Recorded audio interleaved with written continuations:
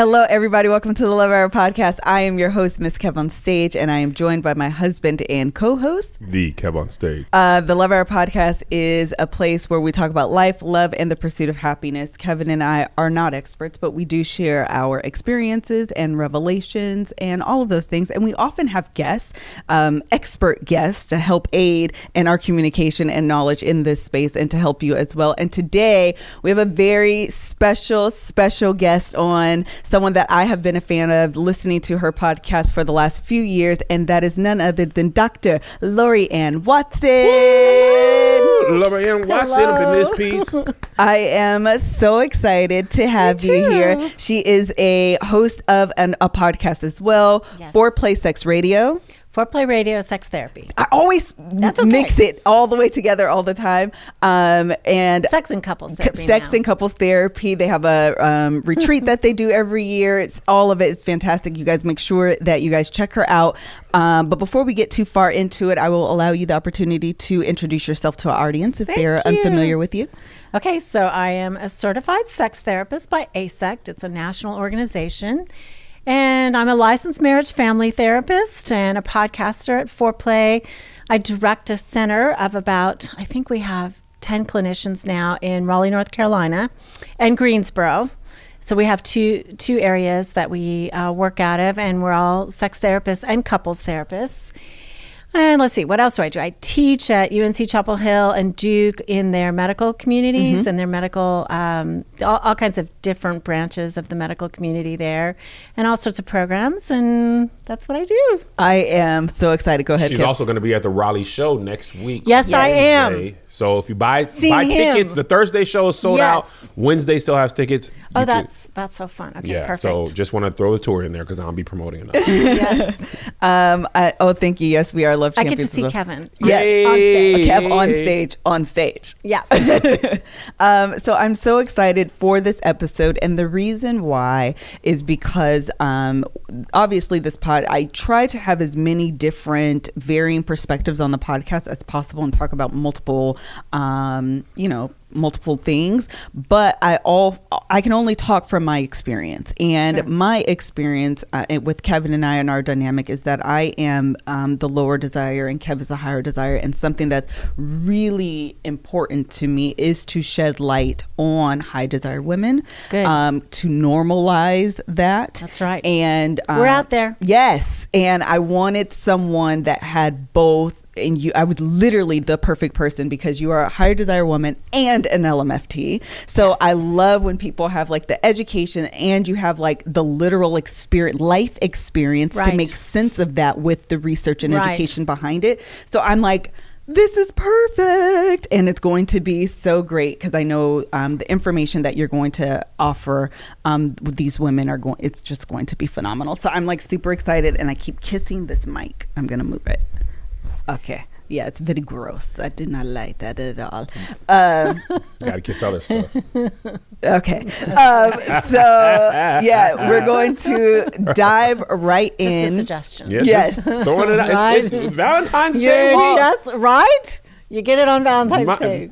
Just a little kiss. Let me tell you why this is going to be great, because Dr. Laurie is always for sexual innuendos, like all the time. She catches them. I am. Yes. But I grew up like you did, kind of churchy. And so I didn't hear them for a long time. I didn't let myself hear them. Right, I'm the same. And then later on, I allowed mymyself to. And now I can't stop hearing them. Yes. It's like it's everywhere. I hear them everywhere. That's what she said. That's one of my favorite jokes of any TV show. Because that's how I am. I'm like, oh, that's what she said. And then one time my son said, and I was like, that's not what she said. She'll never say anything to you. You understand me? Not till you're married. And that's I just didn't want him to get it at 13. Right. And he totally does. But he totally got it. Yeah. He totally got it. So Dr. Laurie, I think this is going to definitely be a connection, Kev, because she's always I desires up top. Yeah, I desires up top. On top. So and on bottom. And the side. The side is good. Side is underrated. Side low-key becoming one of my faves. You can go from Netflix and chill to right up in that vid. That's Vaginaville. And then go right to sleep without even moving. Oh, love the side. It doesn't get as much play in the Kama Sutra. It's like, oh, upside down, break my leg. Side is solid. Side is solid. It's the white bread of sex. Like, you used it so many different ways: sandwiches, croutons, toast. Okay, Love it. So what we want to do, I think, is start off by offering definitions. Okay. So one of the things that I notice in your podcast, because you guys know that anyone that's a guest on a podcast, I'm a literal fan of. So like I said, I've been listening to this podcast for a few years now. But I noticed that you don't always use the term high desire, low desire. You often say sexual pursuer and distancer. That's right. Okay, so can you kind of explain? Go ahead. Sure. It's slightly different, and that's why. So we're talking about sort of the action, the direction of our actions. So a sexual pursuer is somebody who goes toward their partner sexually, asks for sex, initiates. They actually may not be high desire. So I don't know if that makes any sense, but the action tendency is, we feel, usually it is a higher desire person, but it could be, a person who has moderate desire, but who knows and experiences love as sex and knows their partner does too. So eventually they pursue in that direction. They take the onus to pursue the sex. That's right. That's right. Okay, I understand and that. A sexual distancer is also somebody who who doesn't feel necessarily sex as love, doesn't necessarily feel that as a connection, but maybe they masturbate every day. So it's a little confusing. What you talking? We're talking about an action tendency. So think about this. And I think it's complicated because there's also the emotional pursuer and emotional distancer. There's heard two that ways. difference. 2 ways. So think about, so I'm both. Okay. I'm a sexual pursuer and an emotional pursuer. I like talking and closeness and spending time together, and I really like sex, and I feel love, feel pleasure sexually, and like that, and pursue my husband for that. But think about maybe a woman who she likes closeness, talking, spending time together, but for whatever reason, she's not as interested in intimacy in bed. So she's an emotional pursuer, a sexual distancer. So a man may be, emotionally distant. He's all about his work. Pursuer. Right. He's all about his work. His energy sort of emotionally goes toward his career, but sexually, his energy goes toward his wife. So he's emotionally distant, sexually pursuing. Okay, I'm going to throw a couple curveballs. So think about the hookup guy. Yes. Okay, so he's sexually pursuing, right? He wants it, but he's not going to give his heart. He doesn't even think like that. So he's emotionally distancing. But so it's just, it depends on the extreme. And some people are shut down. I think the hardest guy to work with is the guy who is emotionally distant and sexually distant. But again, he could be masturbating every day. It's masturbating every day. It's happening. He doesn't move toward a partner sexually, right? Because his body is still filled with testosterone. He needs it. But this is about the action tendency toward a partner. So to me, as a therapist, it just helps me clarify, okay, what are we dealing with and how do we help them?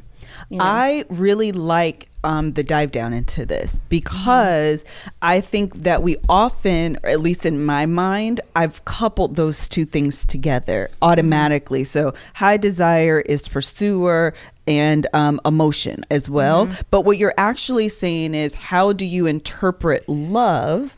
And the way that you interpret love may be the way that you pursue. Right. So if my interpretation of love is through closeness and talking and this, then I'm going to pursue that type of closeness or be that type of emotional pursuer is the word you said. But if I interpret love through sexual intimacy, then that's what I'm going to pursue. Right. I love that. I actually really do. And I think, women, particularly, we are socialized to be emotional pursuers. Yes. We have to tune in to really kind of find our power, to be nuanced in how we read people and how we think about people. And I think we're shut down socially to be sexual pursuers. I mean, we're told we're sluts, we're whores if we want it. There's not really much of a healthy view about a woman who wants sex.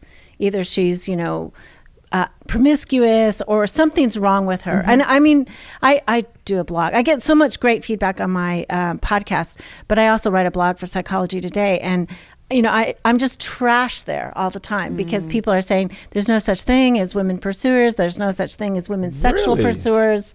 They've never seen it, so. I feel like we are definitely socialized that a man goes out and conquers. You go hunt for food, for women. You have 10 different, you are the man. If and you got 10 different you women. have to focus, right? Yeah. You have to focus your energy on providing and getting, yes. For women, if you do that, like you said, it hides the women who are like that. The women who are open about it, they're called hoes. Yep. And the women who are quiet about it, it furthers the myth that they don't exist. Yeah, and I think that we don't talk about it as a woman sexual pursuer. I've just recently told this story. I've told all kinds of stories on the podcast, but George, actually, my new co-host, he makes me feel really safe. Yeah. He's a really good container and holder of, material and what I say. So I feel even better there. But George Fowler, he's the bomb. He's really good. Yeah. So what I was saying is, when I was a little girl, I somehow or another, I got the message from my mother that sex was okay and sex was good. But I think as a grown woman, when I got married, I remember asking my girlfriends, this was like the first few months of marriage, and they were all talking about, their husbands and all this. I said, well, what do you do when your husband says no? Crickets. Just dead silence. They looked at me like, well, what do you mean? Our husband never says no, and we never ask. Right. There's never room to ask. Right. He's asking us, and I just remember feeling like just this tremendous shame. Like what?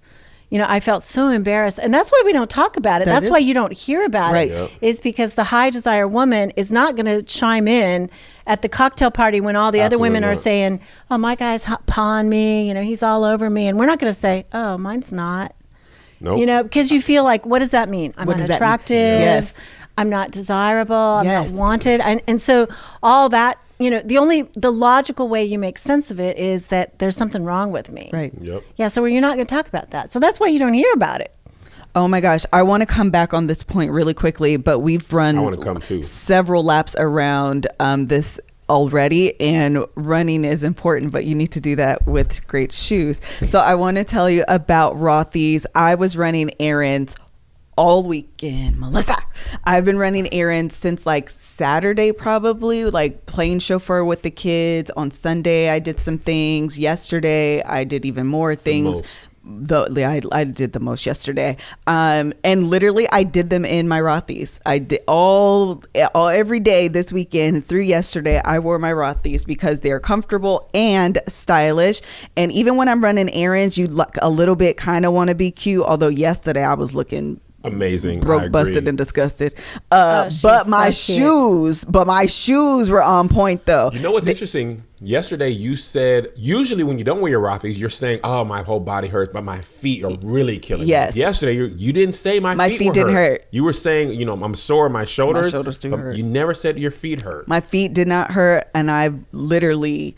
Y'all know how it is to be a mama on the weekends, running errands, going to soccer games, dropping your kids off at their friend's house, doing all the things. Like I was just literally just doing all the things. I have the black pair. They're basic because sometimes I be basic, but they go with everything. But they have multiple styles, prints, colors, patterns, anything that would float your boat. They have available to you. If you are in the service business where you are standing on your feet, whether that's a bank teller, a hairdresser, a barber, these are a great option for you. Rothy's come in ever-changing array of colors, prints, and patterns, and they're available in a range of styles like sneakers and loafers, plus many more. It will blow your mind that they're made from repurposed plastic water bottles. In fact, Rothy's has diverted over 35 million water bottles from landfills already. Check out the amazing styles right now available at rothys.com/lovehour. Go to rothys.com/lovehour to get your new favorite flats, comfortable style, and and sustainability. These are the shoes you've been waiting for. Head to rothys.com/lovehour.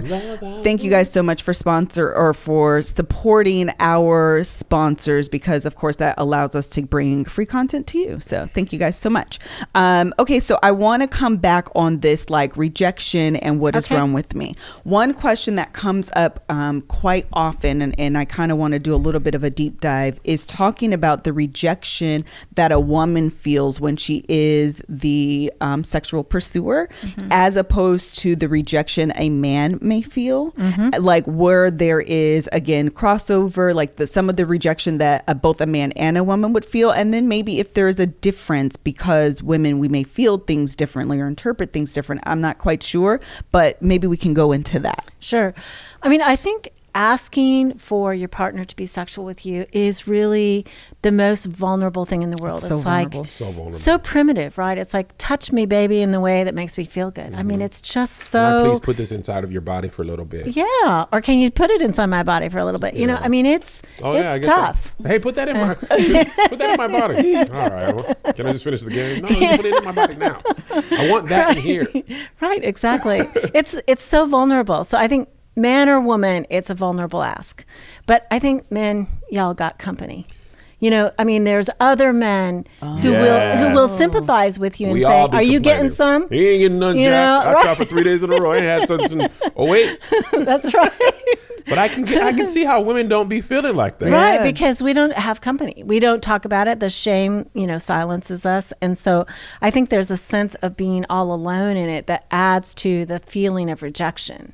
So, I mean, my husband and I have worked it out now, but it was a long time, and we talk about it now. And he's, first of all, I think his understanding of what I went through and his sense of, it wasn't how you looked. It wasn't not being attracted to you. It was about my own difficulty with that kind of intimacy. He's like, I was a young man. I'd come from this really distant family. Sex was so intimate. And he had desire, he had desire, but it was just, all of it was too much. Living together, getting married, he just felt that claustrophobia. And sex was a way that felt more intimate. So he backed down. And I think at the time, oh my gosh, I felt so rejected, and I was angry all the time. So I was the critical pursuing partner. You don't spend enough time with me. You don't have enough sex with me. All of that kind of stuff. And definitely we came to the brink because of that. And I think it wasn't until we began to sort of work out intimacy that sex started to work out, because it wasn't that we didn't really know how to do it. We were churchy, and we were both really, really naive too. So I think for me also, sort of having been churchy and all this was like, okay, woohoo, we're married, everything goes, it's going to be so cool. And then it's like, my partner didn't really want to do everything. It was like, oh no. So I had also, I think, that sense of, am I too much? I think that's what the pursuer goes through, is sexual or emotional. I'm just too much for you. As a person. Yeah, I think that's an important distinction. Like, not this ask is too much. I am too much. I am too much. Yeah. Yeah, because I think, when we come out of childhood, so this theory that we've got going in terms of pursuer and distancer actually comes out of something called attachment theory, which is rooted in science. It is the most researched theory. And we come out of childhood with 3 different styles. So one of them is a secure attachment. And this is usually a family where there was enough affection, there was economic security, and you kind of had both parts, good structure, good love. And so you come out of childhood thinking, I'm an okay person. Yeah. I deserve love. And, I should be loved both sexually and emotionally. And, that really makes a difference in terms of how you relate. You're not anxious. You have mood stability. Whereas when you come out of childhood with either avoidant or anxious style, so the avoidant person comes out and it's like they didn't get enough hardly at all. So they protect themselves. They say, I'm not going to need. I'm just not going to need too much. That was more my husband's style, to let himself need sexually, to let himself need emotionally. I'm not going to open myself to be vulnerable. Right. It was to be rejected in childhood. So his inner vow is what I call it, was to grow up and say, I'm just not going to need. So his growth path was, how do I let myself need to somebody who wants to give to me? And I was more anxiously attached. So it was like I grew up, my caretakers were intermittent. Sometimes they were there, sometimes they weren't.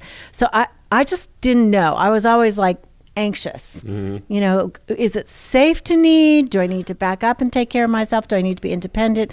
So, you know, you come out of it, but basically you feel a little frenetic. You know, you keep the ask up, you keep the pressure on, and usually pursuers end up being critical. So it was a perfect setup, right? He didn't need, but I kept criticizing him. So he's like, okay, so I am not enough. Right. And I'm like, damn straight, you're not enough. Right?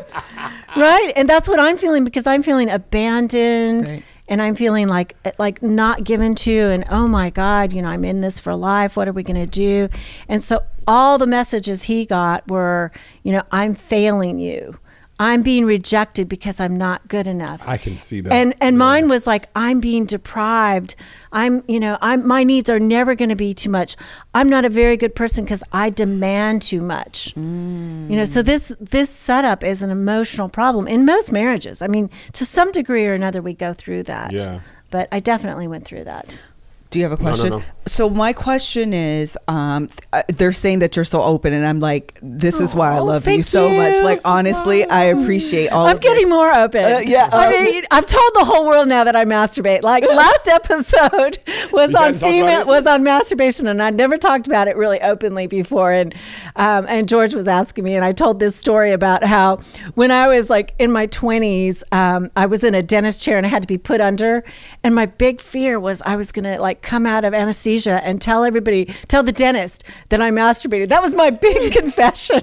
And so I thought, you know what? So since I've told the world, Mons pubis, baby, yeah. That's right. That's so great. So now that I know and have told everybody that I can go to the dentist. Schedule that appointment. I can go to the I can say clit on the radio. Clit on the radio. That's right. So what funny. Is this? Clitoris. So my question is, for those people, I mean, now that you're like on the other side. It's funny because let me just say this. Yes, just say this. Churchy people, lots of us, yes, we cannot fathom the idea of masturbation. Oh, I know. It is taught that it is sinful and wrong. I know. I'm here to help you guys break every chain. Yeah, that includes right. the masturbation chain. That's Sorry, right. Tasha Cobbs. I don't know if that's what you meant when you read it. Is that when you wrote it? But the masturbation as a healthy exploration of sexual beings is not taught. That's the right. opposite is taught. I don't know how for women. When I was a kid, I didn't never hear it directed towards the girls in the Bible study. It wasn't. It was just boys Another don't message, do that. Yeah, right? Another message that said, girls don't do that. Just silence. Boys don't do it. Girls, we're not even going to mention it. Right, so. one way or the other. My churchy experience was, if you did it, you could become demon possessed. Oh, Demon wow. possessed. It wasn't that you grew warts on your hands, it's that you could get a demon. That's It's a scare tactic. That's a orgasm. It was a serious It feels scare so good, tactic. you don't Yeah, even that's a look like scare demon. tactic. That's right. That's right. Woo! I don't think people in church, when I was growing up, I don't think they were having healthy sex. It's Oh, no. normal. It's normal to masturbate. You know what's y'all. funny? We had to talk about sex with our kids, and me and Melissa had to decide, what are we going to tell them about We this? did. Because there's Had to have what a we were question. taught, there's what we Yes. now feel, but there's that feeling of like transition. Yeah. From because mind you, we're 36. These thoughts are at most 2.5 years old. Mm-hmm. At most. I think we talked about this, I don't remember what episode. Pastor wrote or had a video series about masturbation, why it's healthy and sex, okay, and used Nice. scripture. And I showed it to Melissa, and we just like watched it, and then we're just like, nah, man. Right. That's crazy talk. You know what I mean? That was about 3 years ago. So we got 33 years of our life is this is wrong. It's hard to go to this is right. All we want to do for our kids is if we can just start them up with a healthy view from the beginning. Right. Of the whole purview of sex STDs, children, Right. all, Pleasure. and all that. Hopefully they're not starting from the same place that we are starting from. But a lot of people I know, church people are like, ooh, masturbate, I can't touch that. That ain't even from a husband only. You know, but if it wasn't supposed to be touched, why you can't tickle yourself? Yeah. But you can tickle yourself. Yeah. And all children do it. Yeah, and we pop little girls. Don't play with that. Yeah, and they pop little boys too. Yeah. But, Say I they mean, both pop me. Both are I getting was like, popped. play with my door stopper. I can't. My question to you is, now that you are at a point where you're, a confident woman in being a sexual pursuer, like, what are the steps that you can maybe give to other women out there that are in this space and all they feel is the shame associated with that? I don't want to say title, but like kind of that role. Well, right. I mean, if you do believe in God, I mean, you have a clitoris. That the only function of the clitoris is for orgasm and pleasure. So your very body tells you, the way you are put together tells you that, you are supposed to experience pleasure as a woman, that it's not just a man thing. It's a woman thing. I mean, their penis has a dual function. Mm-hmm. Our clitoris has only one function, which is for sex. That's crazy. That was and great. so pleasure. So, I mean, I think you have to. God was more generous to y'all. He was. And we have multiple orgasms. I mean, we can have multiple orgasms. In a night, different areas. We can think orgasms. That's Seriously. why 50 Shades of Grey sold so much. I have a guy friend who says, man, if men could think orgasms, the world would stop. They'd all be just like, blink. The I Dream a Genie blink. Exactly. Oh, yeah. No, I mean, we have incredible capacity. But I think that we're shut down because we don't surrender to our bodily pleasure. Mm-hmm. You guys we're are not Captain taught Marvel to do that. before she had those shackles taken off her power. Mm-hmm. The powers were holding her back, and then they broke the shackles. She was like, "Oh, these are my powers. This is my power. That's your my clitoral superpower." power. That's right. Clitoral. I love it. We're best friends over here. I know. Our Desire crew is loving this episode. I know they are. That's too. right. That's right. What was And it? I think, also, I think body image is a huge part that really inhibits women. And, they're so hung up. It's like, they're on top. Oh, he can see my saggy breasts, or he can see the dimples on my thighs. Or, I hear women so critical about their bodies that they cannot feel their bodies. They're just watching. They're watching That's good. with That is criticism, and they're not inhabiting what they're feeling. So I got a little solution. Go for it. This is just a technique, but what I suggest, first of all, take a deep breath, like to truly learn how to meditate. That's helpful in terms of focus, but also squeeze your Kegel muscles. So, because it's very hard. Right, It is. this. And It's you gotta very hard to concentrate. squeeze your Kegel muscles without concentrating, and it's like it sucks your soul It into your sure body, does. right? Yeah. Listen, these Kegel Sucks your exercises. soul right into your body. Kegel muscles are. So you come into your. It centers you. It centers you. Yeah. I like it. You feel your pelvis again. Yeah, you do. I did it and immediately was like, I'm here. Did it right now? And it can feel good. I've We heard. did it. We can do it without. Yep, we're doing it right now.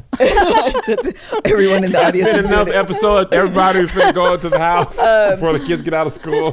My other question, or something you kind of alluded to, and I just kind of want to come back to it, is one of the things that really kind of helped me in my own personal journey, what really was education. So even when you were just talking about the clitoris and the fact that it only has one sole function, I think starting to wipe your slate clean as far as what you've been told and what you've learned from your Right. parents or society or what you've internalized or whatever.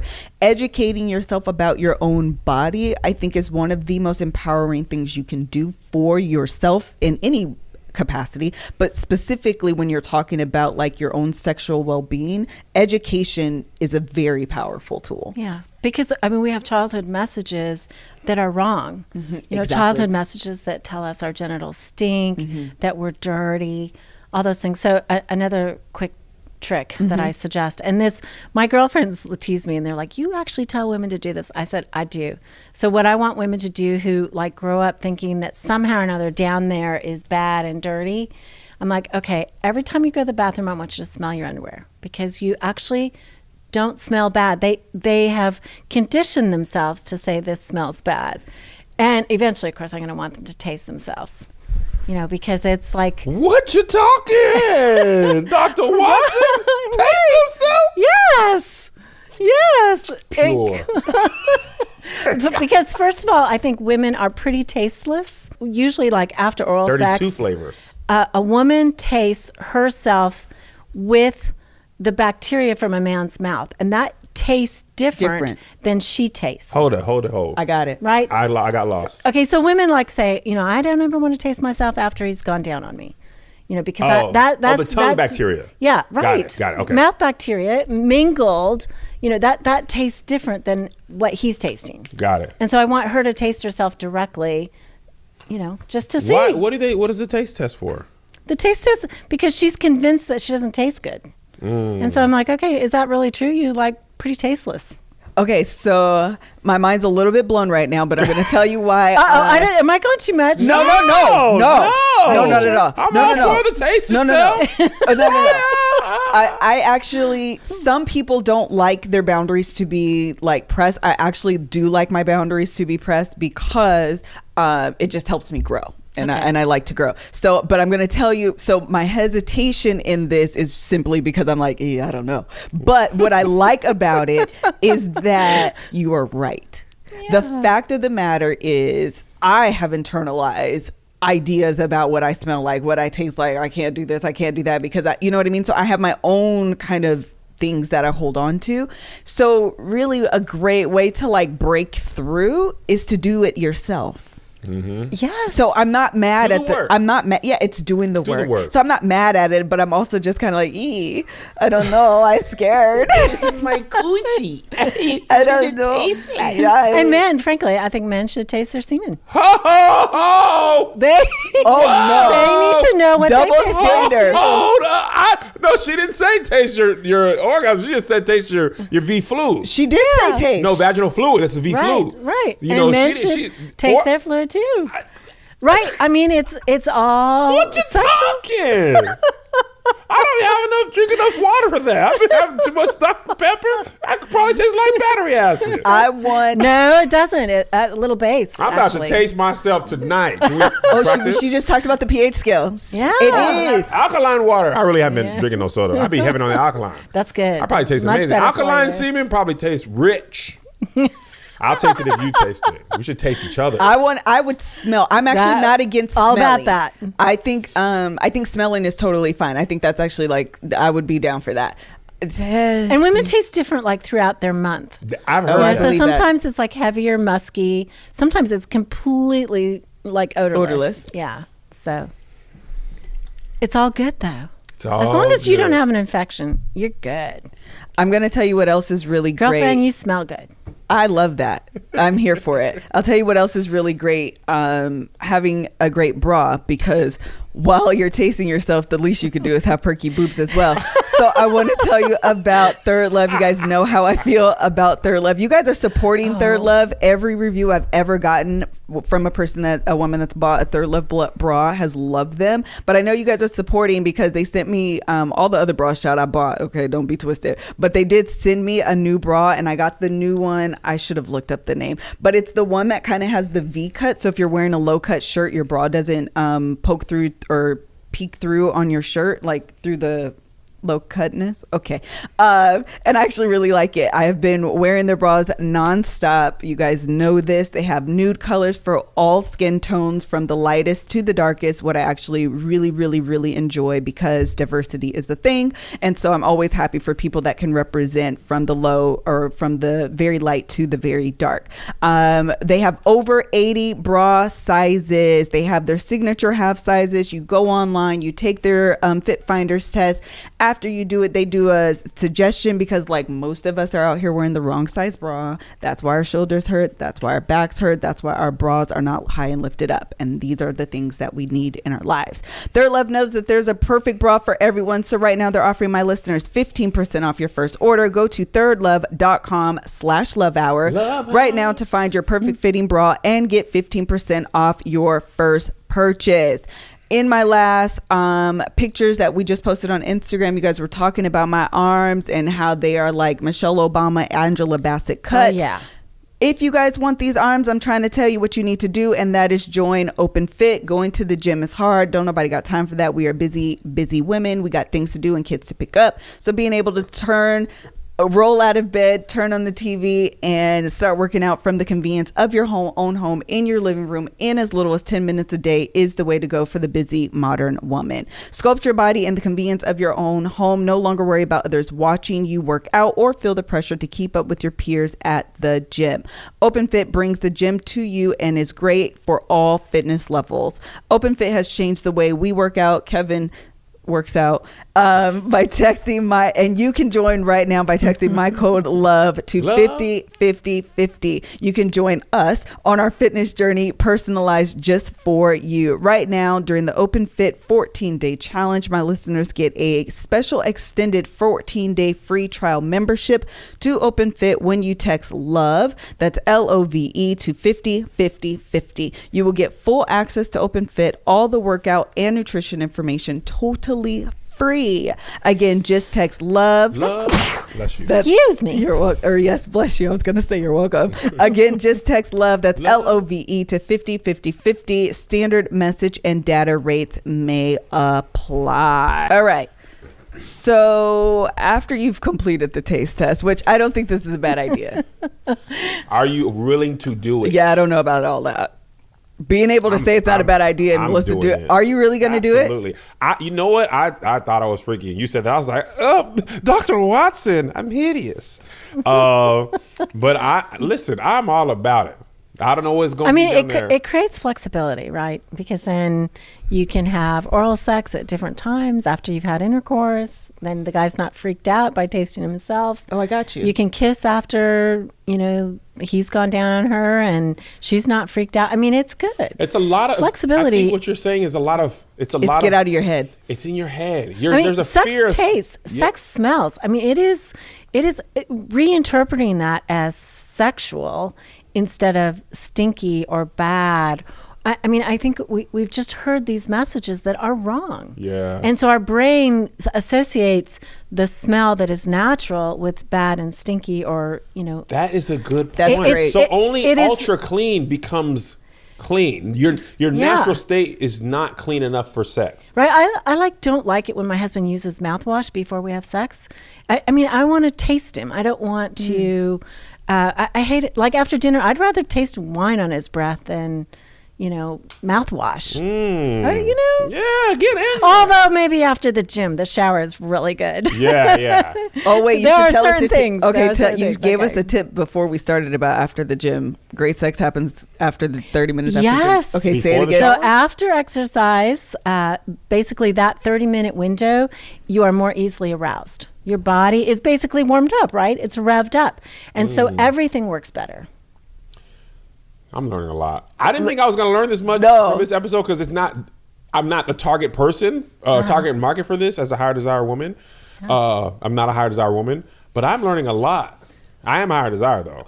Sexual pursuer. Sexual pursuer. And Dr. Yes. Lori has all the tips. I never have been pushed in the love hour beyond my comfort zone. Really? No. Until you said taste your... No. I'm always like, yeah, let's do that. You said taste yourself. I was like, whoa. Let's pump the brakes. Taste myself? No. Yes. Kombucha yes. girl. Kombucha's not good. Okay, so one of the things that I think people have to... I'm so looking forward to come and see you. Oh, I'm going to hit you. In North Carolina. Yeah. Oh, the show's going to be great. You know what's great gotta... about this? This year's tour is called Slightly Problematic. I get to do marriage jokes and jokes that I cannot do at churches. Yes. So it is my personal favorite set so far. Sure. Because I have the shackles. Now, sometimes my audience is like, oh my gosh, Kev. But it's only if they haven't been watching The Love Hour. If you watch The Love Hour, there's nothing I say on stage. Right. Matter of fact, the stage version of me is not even as crazy as The Love Hour. Really? The Love Hour and Dear Kev are way more risque than I can even be on stage. Kev be out of pocket. I'll be out of pocket. So, but usually I'm really churchy on stage. And I will be, but there's some marriage jokes in there that it reminds me of when I first started stand-up and I wasn't like a Christian comedian. I was just another guy. So there was no expectations of what I could or couldn't do. Yeah. Right. And that's why this year's set is my personal fave. Fun. Oh, yeah. Talk about sex, strippers. It's a whole thing. Can hardly wait. Yeah. One of the things that you talked about and I thought was kind of key, and I think maybe we should hit on it again, is the journey that you and your husband went through to get to a place where you are now. What advice or tips maybe that you can offer to a woman that's in the scenario right now. Where She you feels used to be like, angry. she feels like she's Yeah. at her And wit's her end. husband is now. Before you answer, one thing I thought was interesting is that relationship with your husband caused stress on both sides. It did. Absolutely. You were stressed because you felt deprived and angry, and he was stressed because he felt like you were asking of him Suffocated something. and rejected and not and good now you guys enough. are both doing this, and Right. I never thought of it affecting both parties equally. You know what I mean? Because in Melissa's lower desire and I'm higher desire, it makes perfect sense from my point of view. Because I ask or whatever, but I never thought of in the reverse. It still ends up having the same issue. But I'm sorry. Go ahead. I just thought that was interesting. So we've been married 34 years. Wow. How old are y'all? We're 36. Six. Yeah. I don't know why I want to be 37 so bad. So we've been married a long time. And, a lot of it is, first of all, I remember getting a hold of the fact that what I was doing wasn't working. Just like, okay. This was before That's I a revelation. understood attachment theory. I knew what he was doing wasn't working. Right. I was quite certain, This I know that for he was sure. wrong. But I couldn't really see myself. And then, kind of when we came to the brink, and then I thought, okay, I need to do something different. Yeah. So a lot of it became how I spoke about it, which is really more from vulnerability than from criticism. So it. talking about my need, like, I want to be in a marriage that is really sexual. I mean, this is how I experience love. This is how I experience acceptance. This is pleasure to me. I want to serve and pleasure you, and I want it in reverse. And so talking about it from Cowgirl a more reverse gentle, or just reciprocation? absolutely. Cowgirl, man. That is, hey, top 3 and ain't number 3. You feel me? Top 3 and A number 3. Love it. So yeah, I think part of it as a pursuer is we need to talk with language that is soft and with some awareness about that our partner's biggest fear is about being rejected. Mm-hmm. Mm-hmm. And withdrawers, right? Distancers, they are uber sensitive. Yeah. They just are uber sensitive. And so you can say one little thing and I can see my husband's face just go blank. Mm-hmm. Even now, I'm like, wait. Come back to me. Did you think I was criticizing you? Mm-hmm. And I think that his anxiety too about needing, like I needed to get hypersensitive to that. So I remember, and this was fairly recently, probably in the last 5 years, he came into the house and he said, honey, are you tired? And I was like, yeah, I'm a little tired. And then it dawns on me about a half an hour like, wait, were you like asking if I was up for sex? Yes. And he was. Because and that is that. Because he was anxious about what if he had to ask directly and I was going to say no. The sense of rejection was so He's trying to get the obstacles out of the way. Right. If you say you're tired, then I'm just not going to ask. I'm not going to ask. But I was like, no. I ain't that tired. I ain't never that tired. If you need sex, honey, if you want sex, I got it, I got it, bro. I got it. I've definitely done a soft ass like that. Yeah. So I think and then I think what have withdrawers. Your soft ass? Let her talk. No, I need to know because if I'm missing opportunities. Yeah, no. Here, let's do it right here. Okay, we'll be in the couples room. therapy. Come on. Couples therapy. You know what? I think I know one. Can I share what I Dr. Laurie does intensives. Let's do this is intensive. like, Let's go to Raleigh. Yeah, what are you doing tomorrow? But hey, can I share 12-hour one? intensive. Okay, what? Okay, this is what I think one is. Okay. Do you want to take a shower? Oh, if it's at night, yes. Because Yeah. I do have a fear of stinking. Okay, so I do. a lot of time, so Melissa's, we got to work on her, doctor, recalibrating that mind. But this is not her. And when I was a kid, that's girl, you stink. Girl, you stink. It smelled like fish in here. Like that was just all out in the hallways. So I see how we permeated that. We as a culture permeated that. We just trying to be funny or whatever. So Melissa, sometimes her soft, because if we don't take a shower, the chances are very minimal. So instead of saying, hey, do you want some butt?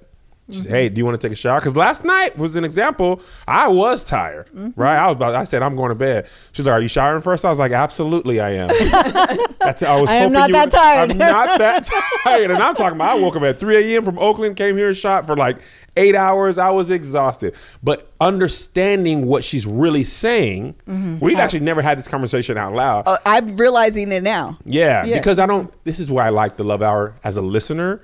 a lot of times you're doing stuff that you don't realize is classified as something. Right. You're just, though, this is what I know what she's saying.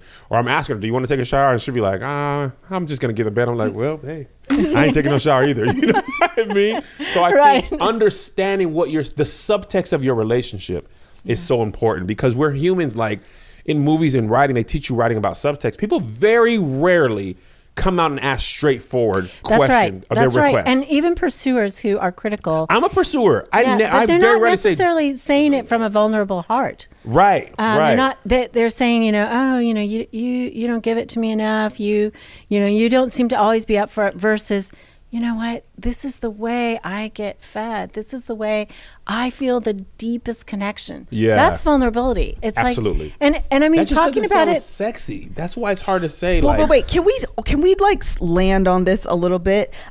One of the things that I've actually talked about in the Love Hour when we've done it live, and you're talking about it now, and I think it's so important, is to talk about the deeper meaning of sex with your partner beyond just the physical act. Mm-hmm. Because as a sexual distancer, sexual distancers, what can happen is you feel like your body is just there to satisfy a need, like a that's blender. Physical. Okay. Yep. And so understanding the emotional aspect of it, I think, is really important. And so giving high desire people, sexual pursuers, that language to articulate what's going on below this physical need, I think is really important. Yeah. Because you can forget. I don't think they know. I think that particularly for males in our culture, right, they are socialized. We allow men one path to be vulnerable. Yes. And that's sexually. We don't allow them much language to talk about their needs, to talk about their need for touch in many ways. Like, I want to be held. I need skin on skin. We can't even be the little I need spoon you to in the stroke relationship. me. We always have to be the big spoon. Yeah. I want to be cuddled. I want to be like this. And I want to Oh. tuck in. Yeah. I get it. I totally get it. I love that. Hold me sometimes. I had a rough day. Right. But I also think for sexual distancers that it's not always about not having desire. It's that sometimes desire and the experience of sex is so intense that they're managing that intensity for themselves by trying to make sure that it's the right time, the right place, that they're in the right mood, because it's almost like it overwhelms them. Oh, yeah, I could see that. So I think sometimes it's a little different. And I think respecting that, and then also, like you were saying, that the low desire person perhaps realizing that it's not just about I want it. Mm-hmm. It's also I want you. Right. And that to me is, I think, the best ask. That's it's not, a different ask. Hey, you want sex? But hey, I want you is personal. It's vulnerable. Yeah. It's you can not feel like separated from the act. Yeah. I want the act of sex. Mm-hmm. I can see myself hearing like, hey, do you want to have sex? Like that is a different and piece then it's of like, something. no. Yes, right? Because that's like, do you want a burger? Like, no, not really. Yeah, I'm not in the mood. No, I would like. I want you. Oh, well, me. Right. Like, do you want to eat versus do you want to eat Chick-fil-A? Oh, yes, I would like to eat that. You know what I mean? And I never even thought about that myself, of like your mind can separate that act from the person. And therefore, the person hearing that information can feel like this is a thing I can give you, but you're not asking of me. You don't want me, the person. Right. Exactly. Can I say something? And so it's more risky to say it that way. Yes. And people respond to it. People. Okay, I would like to say something on the behalf of the sexual distancers. Yes, ma'am. Because also I could interpret I want you as pressure. That's a good point. Like I felt really pressure good. with that. And so that's 'Cause now scary you're saying, and no, anxiety. I don't want me. Yes. And I so don't that's a want you. lot of like anxiety inducing experience. So this is just That's me good myself feedback. personally. Yeah. No, I that is think good feedback. I think one thing that you said, I don't know, and this was just my experience in this moment, I got hot. Like I felt myself like I don't know if I want the, you got too much dip. So one of the things that Like I you got felt, hot, like sexually hot, or you felt a flush, Anxiety. like anxiety Yes. hot. Okay. So when you feel that, where do you feel that? where do you mean where? In my In your heart body. up. In your heart up. Yeah. Okay, you feel hot in your Yes. heart up. Like I'm okay. sweating right now. Uh-huh. I need my other deodorant. So it's like, okay, so you feel this like flesh, like there's pressure. Yes. I'm anxious. Yes. Yeah. So one of the things that you said earlier that I don't know, I responded to a little bit better, and the word you used was softer, and I was like, that does feel softer, was like the interpretation of love. And maybe just because, I don't know, maybe I was just like, oh, that sounds sweet to me. I don't know. But that felt less pressure inducing to me than feeling like I want you. You know what's good about this? Okay. This is why I like the Love Hour.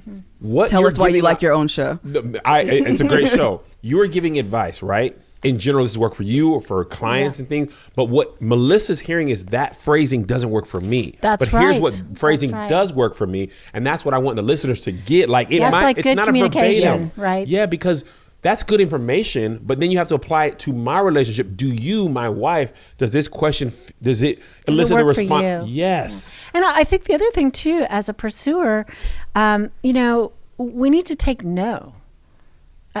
And withdrawers need to be able to Take say no? no. They need to be able to say no. I'm not interested right now. Oh, without us getting and to it like a can't huff be and a puff. right. Yeah. It can't be like utter rejection. We have to understand, the separateness of our partner, the differentness. And it's like, okay, I may be in the mood when you are not in the mood, and that is not a personal rejection. Right. And I think that once there's clarity and once there's freedom, I always say that for sexual withdrawers, that the road to yes is through no. You have to feel like you can say no in order and not have a big blow up in order to have yourself free to come forward. Major key. Major key. Major key. I think that was good. good. Because if I always feel like pressure, honestly, it's just easier to say no. But if I Right, because you're getting yourself space that way. Yes. Yeah. But if I feel like no is safe, it's so much easier to I'm to gonna tell you come what the forward. pursuer's issue with that is. Not the no. It's that we decide no for you sometimes, and we feel like we don't get credit for that. So it's like, okay, you probably look tired. I'm not even gonna ask tonight. Yeah, like the 500 times we didn't ask. There's so many times I didn't ask. So when I finally gather the courage to ask, and you say no, it's like, yeah. well, dang. You know what I mean? So I didn't ask you the last 3 nights because I knew you were tired. I didn't get any credit for that. That's how it's so weird to hear a woman say the stuff I say in my own head. Oh no, love I this. think it. I really think it. I kind of do say sometimes, like maybe I'm just half boy or something, because I really do live in many ways in more of a male experience. I think in terms of desire and all of that. Yeah. And the difficulty with getting a no. Yep. I love that we're able to bring this perspective on the I. show, because it's just not something that And I could appreciate speak you to. for waiting to get the right person. Oh, it was so important to me to get the right like, person. I was like, you ain't done higher desire? She was like, I haven't found the person. It was till I important find to the me to person. find. The reason why is because, number one, you live this in real life. Yeah, I and so do. Yeah, the it's clinical so background much to more support it. than just the words on the page. Yeah. This is something that you've experienced before the research and like the education piece, and now afterward, and you're just able to articulate it with that kind of knowledge. And again, part of the reason why I said it earlier about the education piece, the reason why I say it's so empowering is because I've learned so much through educating myself. Like that is the biggest piece of transformation for me, is simply wiping my slate clean with everything that I was taught beforehand, and like inputting new information. That has been like the biggest thing. The other thing that's really important to educate yourself on is wine, because the last thing you want to do is go to dinner and order Moscato during dinner. Although, listen, do what you want to do though also. They just look at you crazy. Yes. Plus Dessert. also. Or they tell you no in Rome. So we went to Rome and ordered Moscato, and the lady was literally like, "Oh, dear heart." No. No. She felt the safeness and comfort to tell you no. I don't think she cared. Restaurant. And we felt like, oh, okay. But she brought us a bomb red wine, and it expanded our palate, and we were able to experience something new and different that we wouldn't have experienced otherwise. This is one thing that I love about First Leaf is that it allows you to try different wines, things you might not think that you like, you get to try. And listen, Valentine's Day is coming up. There is nothing wrong with having an at-home little situation. Pour yourself a nice glass of wine, set up have your kids go to their friend's house and have a little nice romantic dinner at the house. And sometimes those are the best because you go to restaurants and it's crowded and it's loud. And for whatever reason, they think the music should be at 500 decibels so you can't even have a conversation, which I never understand. But that's another note. We're coming back to First Leaf. I got started by taking the First Leaf wine quiz to assess my exact wine drinking preferences. First Leaf then created an introductory 6-pack of wine, custom tailored just for me, for only $29.95. That is a 6-pack of wine for only $29.95. Seriously, this is an amazing deal. When my wines arrived, I tasted and rated them online. First Leaf took my ratings and selected unique wines based on my taste for my next shipment. The First Leaf Wine Club today. Nope. One more time. Try First Leaf Wine Club today, where buying great wine is simple. Sign up with my link and you'll get an exclusive intro offer, 6 bottles of wine for only $29.95 plus free shipping. Just go to tryfirstleaf.com/love. That's 6 bottles of wine for only $29.95 plus free shipping at tryfirstleaf.com/love. 6 bottles of wine, $29.95. Tryfirstleaf.com/love. Love. Okay. Great for Valentine's Day. It is fantastic for Valentine's Day. And I actually want to, before we go into, it's just the engineers. Man, they're doing a lot. Everybody thought it was an earthquake every time. Before we go into the questions that we received, and we'll answer a few of them, I did want you to offer your date night advice for sex, because how many of us go out on a date and like at the end of the night, we're about to have a night and it's going to have a good time, and you get home and you are tired, or you are just not in the mood anymore, or whatever, because you start thinking about the next day, and like, child, all the things start happening. So what is your piece of advice that you offer for? So I think people should play first. They should get rid of the kids, like have the babysitter take them to pizza or something, and have wine and appetizers first in your home. Go upstairs, get ready, foreplay. Foreplay before the date? Foreplay before the game. Really? Yeah, and then y'all make love. No, go for it. And then you go out to dinner, because first of all, a lot of women. Dr. Watson, you're moving on. You're saying have sex before the date? Yes. Full sex? Yes. Oh, yeah. I never thought about that. Because you have energy, you had a little bit of food, a little bit of wine. So, it feels good. You're not too full. You're not too drunk. You're not too tired. Because if you go out and you have dinner and wine and all that, you come home and you're exhausted, and somebody be angry in the morning. Dude. Right? That is such a practical, good piece of advice. Right. Because even me as a sexual pursuer, after date night, I'm tired. Yeah. I'm not too tired, but I am tired. But you feel very different at 6 than you do at 11. That's right. You know what I mean? Right. Like, and you have energy at 6. Man, what happens when your kids move away? There's so much great. of it of ruining that is down. I got the empty nest. It is so great. I mean, they're like running away from us more and more every day. But when they don't live with you, 13. You can have sex at 3:17. Right. Exactly. But no, I really think, it's a better time of the night to do it. And then especially women, I think physiologically, we often wake up after sex. And if your partner goes to sleep after sex, there's this disconnect. Whereas this way, you make love, you go out and you have that sense of closeness all night long. You're kind of mushy-gushy. and you feel that. And then you come home and you can go right to sleep because there's no pressure. There's, it's great. I'm going to tell you actually why I love this idea. It's because low-key morning sex is better than evening sex. I said it. You can at me if you want to. And the reason why is because you're waking up instead of going to sleep. Yes. That's right. That's and the right. thing that sucks is, again, the kids. I'm so you serious. You got to take them to school. What if they wake up and then they made toothbrushes? Now they're in the room. They see their mom doing something they never seen their mom do before. And now it's weird. Or you're like, what if the kids wake up? There's a time pressure. So 6 o'clock is the best time, is what you're saying. 6 o'clock, 6 to 7 in the morning. Late reservation in the morning. No, you could do it at night too. Yeah, but morning as I sex get is older, morning is good. Morning is where it's at. All I'm saying is morning is where it's at. Okay, don't at me or I at ain't me. going to the gym no more.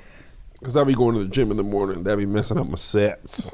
I think it's I'm about to be fantastic. 388 pounds full of life. That's the only thing is that But feeling good. you have so many things to do. But you know what? You know what? This is my theory about that. What is it? The more sex you have sensual pleasure, so you don't need as much sensual pleasure with food. That's my theory. Because you eating coochie all the time. You don't have That's to worry about eating burgers. That's I'm right, full baby. on coochie. You understand? That's right. You taste great, girl. Okay, so let's go through. We probably have 15 or 20 minutes, and we Okay. did receive some really great questions. This has been Good. so Our great. Patreon. Good. And from the Boo Hive, actually. So we're going to, I will answer questions direct from the Patreon as well. But one of the questions we have is, okay, this is a great one. We kind of discussed it, but maybe you can wrap it up in a nice couple sentences. How do you deal with the stigma around being high desire and ensuring your spouse doesn't feel bad for being a low desire man? Yeah, that's good because, again, not something that I would have talked about. I do have his permission now to talk about it on air, obviously. Because I think being a man is to be sexual, right? Yeah. And I think my husband was sexual. It was the action difference, Yep. right? It was coming toward me that created such a sense of claustrophobia and intimacy problems, essentially, that was what was difficult. It wasn't that he didn't feel innately sexual. It's different, but I think it's with respect. I'm in a monogamous relationship, and for me, his feelings, the respect that I have for him, I think it's how you talk about it. You can say, my man, never gives it to me. He's this, that, or the other thing. But that's, I guess, to me, I only tell people, especially in my private life, that I would have wanted to get help from. Not just anybody. Right. Shaming your partner, what kind of behavior is that, Yeah. right? Yeah. That's not Anybody gonna who get you does where that, you want. that is not going to get you sex. That's going to get you right out of the marriage. Yeah. Absolutely. Because I would never put up with that, and I would never want anybody that I was with to put up with that. That's crazy. Yeah. And I love that you said one of your biggest aha moments was your own revelation that not just what he was doing wasn't working, but that what you were doing wasn't working, and trying to learn to come from a place of empathy and with love. And so you come together and you have this softer conversation about, this is how I experience love. This is how, I don't know, those words wrap me in a hug. That's what I feel when I hear those words. And maybe that's a different conversation than talking about your need for sex. Yeah. Because that just feels like, Or my child, I'm right more to than sex. that. There's a or lot my of people, right. in I used to say that Christendom. earlier. Yeah. There's a whole lot of, you got to give it to me and you Submit. owe it to me. All of Yeah. that is crap in terms of, having your partner really want to come towards you. Yes. Yeah. Because what we want is our partner to come toward us Yep. with a heart, to give to us, to be with us. Obligatory sex, Trash. duty sex, forget Big it. trash. We don't want that. You Nobody feel like wants a chore that. on the list of chores. Yeah. I got vacuum, mop, So good. dishes, sex, clean the refrigerator out. Yeah. You're not even the last chore. I got something to do after this, so let's Right. just wrap it up. That's Yeah, great. ooh, yeah, that I got something to do later. That one, that's This a killer. stings. Yeah. That stings. So good. Do men often feel intimidated, or do you think men often feel intimidated by a high desire woman? Well, I was churchy when I got married, so I don't know if men felt intimidated or not, because I wasn't doing that. I do have people that interview me and they say, just think if you were dating again, people would be so intimidated by you because you're a sex therapist. And it's like, I mean, I think for me, being a sex therapist is about, certainly knowing something, but it isn't about criticism or a standard. Mm-hmm. I mean, I think for my husband and I, he always laughs. He's like, "Are you trying something new on me? Are you doing something new to me? But it's a joke. Yeah. I mean, and we just have fun with it. I think good sex is about attunement. Yeah. Good sex is about being with a partner and really being deeply connected. And that's what the research says too. It's not just me. It's optimal sex is basically when you can move with your partner, feel your partner, like your hearts are syncing. That's great sex. So it's not about a performance. That is Dr. Emily said that too. 100% true. Emily said that too. Yeah, she did say that, and it's nearly impossible to have good sex if you don't feel close in your relationship. The sex, you can have the performative act, but it doesn't feel as close or as fulfilling. Yes. I also think though sex is a path. It also makes us feel, Absolutely. Close. 100%. I mean, sometimes I think as a low desire person, right? Say it again. Say it again. I mean, sometimes it's like, I get it. I'm a woman. Mm-hmm. I want to feel safe emotionally before I have sex. But every once in a while, creating emotional safety through sex is powerful too. Mm-hmm. I mean, you don't always have to wait for that moment. Women tell me every day of the week, but I can't have sex unless I feel close to him. I'm like, really? I get that, but every single time? Can't sometimes you feel like, you want to give and your partner, usually male, is going to feel safer afterwards. His heart's going to open up. His mouth is going to open up because he's going to talk afterwards. To talk. Right? I mean, I think they'll have to talk. That's what I was talking about. But I like where you're going there. Came to that realization a while ago. I think that is and that was very powerful. I think might have been like 3 years ago. I think 2 or 3 years ago when she realized that. I thought. When you talked about this, where she was like, I felt like elitist, like I don't need sex in the relationship, but therefore I am better. You remember this? We talked about this hour? Yeah. Then when you understood how I processed that, and like, what if I just felt like I don't have to talk to you because talking is not important to me, communicating is not important. What if I was like, I feel better, I'm an elitist because I don't need to communicate with you? How would you feel if I just was withholding communication from you? You know what I mean? And that was like a revelation for her, like, oh no, like, this is the way I feel love when we have close communication. Well, this is the way he feels love when we have sex. Intimate, and the more sex we have, the more I open up. Because after you have sex, you be like, girl, I love you. I want to talk to you. I want to hold you. What do you think about our future? You know what I mean? Because you are like openly, you know what I mean? Like, I like you. So sometimes for men, when we don't get that, when we're high desire, you end up being like, I don't want to talk about nothing then. Yeah. I don't feel close. Since we're not having sex, I don't want to open up, talk about my hopes and dreams. I'm not going to be, if I can't be vulnerable with you and have sex, and I don't risks, want to talk. Right? Yeah. I mean, I know after sex to me is like this sweet afterglow where I'm just wide open, willing to admit my faults, willing to do anything. You know what? I did eat your leftovers. I didn't want to say nothing about it, but I feel so close to you now. But they was just in there. Okay, what we got? People are saying they want you to do an After Dark episode. That would probably be really good. Love Our After Dark is what we have on our Dark? Patreon. Kev on Stage Studios, which is rocking right now. We have a great community in there. I think you'd be great for Love Our After Dark. I do too. I should totally schedule one with you afterward. We can talk about it afterward. It's just where we can go a little further, a little deeper. Yeah. You understand me? A little more balls explicit, deep, if you will. A little more explicit. Yeah, a little bit more explicit. And it allows us to answer more questions because we have more time. Yeah. That's actually a really great idea. Okay, I'll do like one or two more. This one is a big one. How do you deal with the we kind of talked about this, but I guess I'll ask. How do you deal with the rejection that can come with being a high desire partner? It is easy to interpret that as your spouse not being attracted to you, or you're not doing something right. Especially when you fall into the framework that men want sex, but yours doesn't. Oh, that's a good question.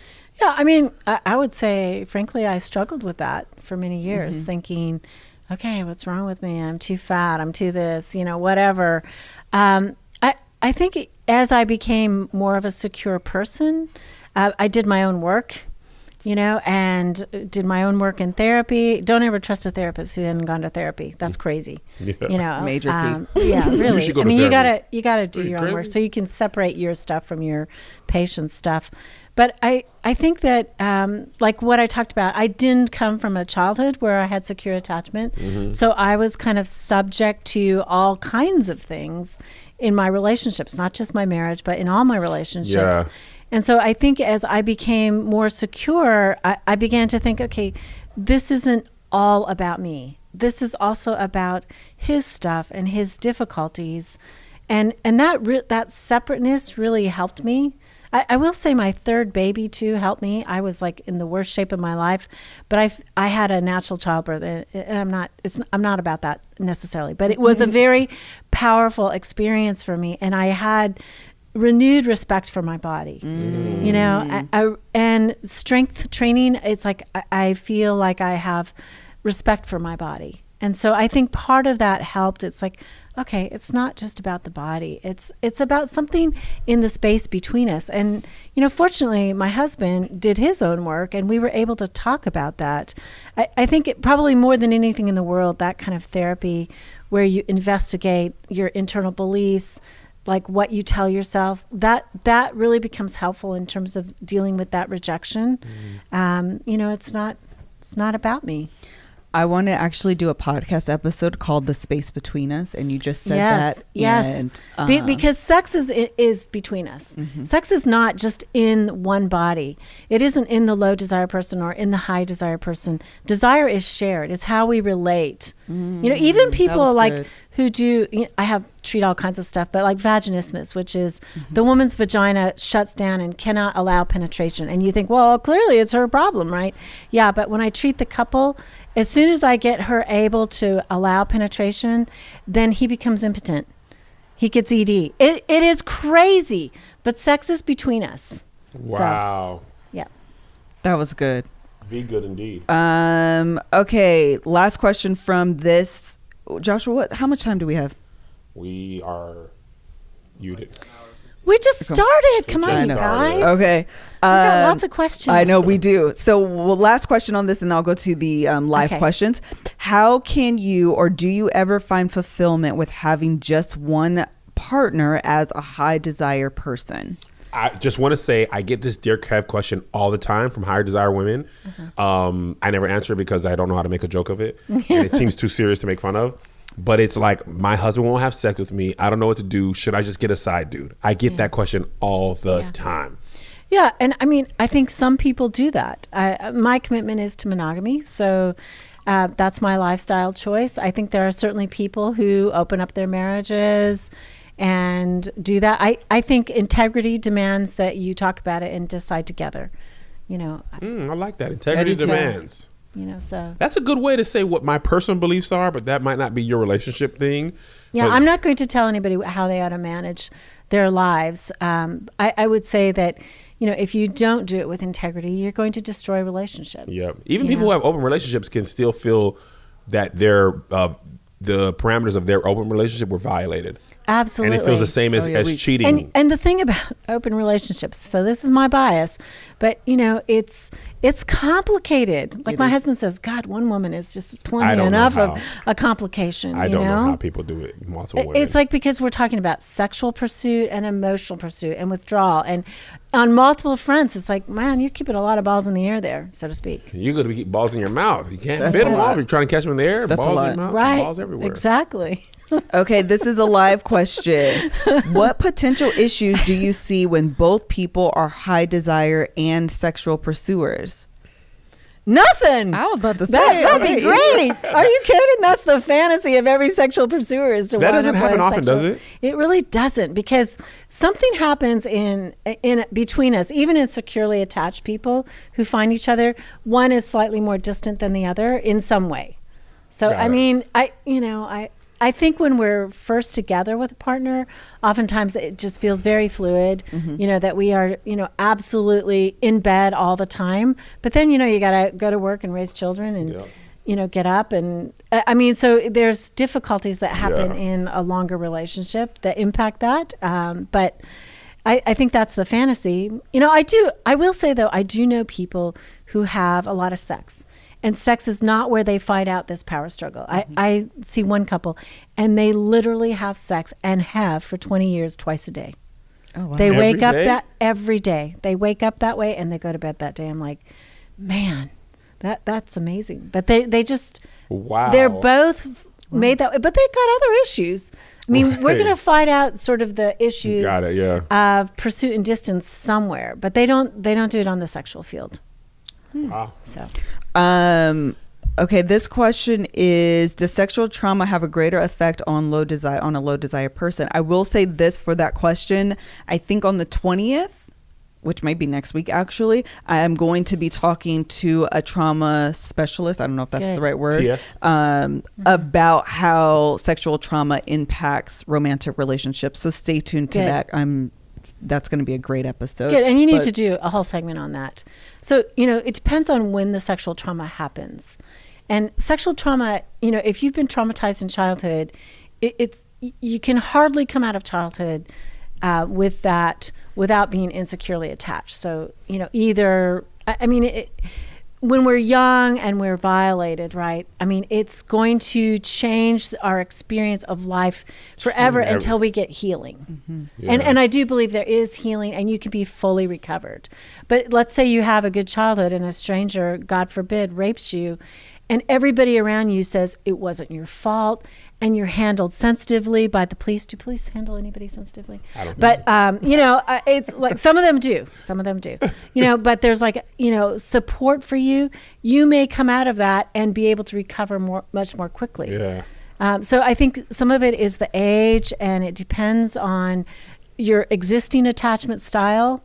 If you get violated in, let's say in college, date raped or something, and you've come out of a background that says, basically, my father was erratic, he was an alcoholic, mom was mousy, never protected me.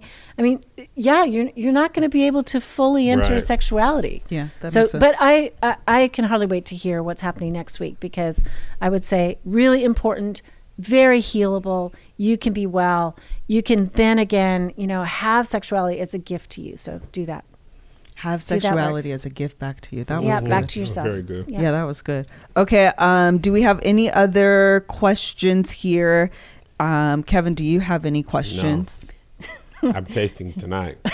Are you really going to Taste do it? test. Absolutely. The taste test I tonight. can't be the ridiculous person and then not match my own ridiculousness. That's right. I ain't not even gonna say it's easy. I'll update you guys on the Love Hour After Dark. That's right. Can't be talking about tasting myself, actually doing it and talking about it publicly. That's Yeah, But good.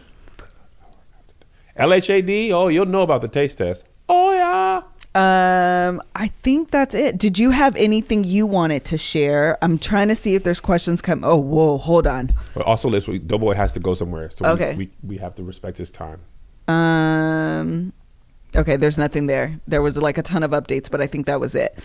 Did you have anything that you wanted to share with our, like maybe something we didn't cover? No, I mean, I think this is fantastic. I think you guys are doing a good work. Thank you. In terms of, helping people talk about subjects that, especially if we grew up the way we grew up, there's repression and difficulty. And so I'm grateful for you. I really am. Thank you. Yeah. Melissa does all the work. Thank you. I just be coming up and talking crazy. She does all the pre-work. I'm late. She does all the pre-work. She books the guests. I come on like, who we have to? Oh, Higher Desire. On the way here, I was like, oh, snap. And then I just come here and say ridiculous stuff. Yeah. Hilarious. That's good. Well, for anyone who is interested in following you, Yes. finding you, can you provide them with Yes. your socials and the podcast? Sure. Okay. So the podcast, Foreplay Radio, Sex and Couples Therapy on iTunes. And you can find me anywhere podcasts are, definitely. Awaken Love and Sex is my direct website. And we're on all the social medias. So Foreplay Radio basically on Facebook and Twitter and Insta. Yeah. And if you're interested in following the podcast, they are actually tagged on my Instagram. Thank you. As well. And I'll share it on my personal Miss Kev on Stage page as well. But she's tagged as of today, which is Tuesday. So by the time this comes out on Thursday, you'll be able to find her information as well. I think that is it. In the meantime, between time, stay tuned. February is going to be a great month for the Love Hour conference. I will be doing the giveaway this month. We still have tickets available. They will be on sale this month. And then I also have something else very special that I'm going to do for just one day, and that probably gave you an idea of what it is. It'll be for 24 hours, one day. We are doing something very special. So stay tuned to that. If you're interested in attending the Love Hour conference, make sure you stay tuned for that. thelovehour.com for tickets. Again, that information is available right now. And I think that is it. Kevin? Goodbye. Me? Thank you guys so much for joining us today. Thank you, Dr. Laurie Ann Watson. Every time I say your name, I hear your intro. Couple sex therapy, author of something. Wanting sex again. You're wanting sex again. Yeah, I hear it in my head all the time in your voice. It's quite funny to me. That is it. Make sure you guys follow Dr. Laurie. Thank you guys for joining us today. Until the next episode, bye.